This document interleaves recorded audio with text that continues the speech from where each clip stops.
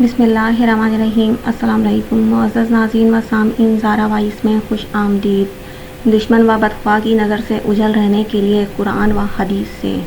حضرت کعب رضی اللہ عنہ فرماتے ہیں، رسول اللہ صلی اللہ علیہ وسلم جب مشرکین کی آنکھوں سے اجل مستور ہونا چاہتے تو قرآن پاک کی 3 آیات کی تلاوت فرما لیتے تھے۔ اس کے اثر سے کفار آپ صلی اللہ علیہ وسلم کو دیکھ نہیں سکتے تھے۔ وہ آیات ہیں: اِنَّا جَعَلْنَا عَلَىٰ قُلُوبِهِمْ أَكِنَّةً أَن يَفْقَهُوهُ وَفِي آذَانِهِمْ وَقْرًا۔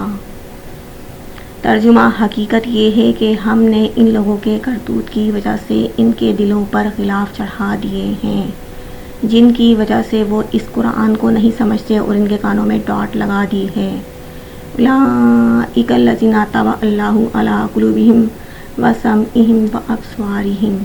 ترجمہ: یہ ایسے لوگ ہیں کہ اللہ نے ان کے دلوں پر، ان کے کانوں پر اور ان کی آنکھوں پر مہر لگا دی ہے۔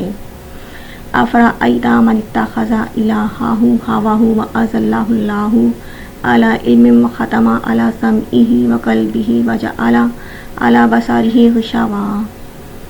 ترجمہ: پھر کیا تم نے اسے بھی دیکھا جس نے اپنا خدا اپنی نفسانی خواہش کو بنا لیا ہے، اور علم کے باوجود اللہ نے اسے گمراہی میں ڈال دیا اور اس کے کان اور دل پر مہر لگا دی اور اس کی آنکھ پر پردہ ڈال دیا۔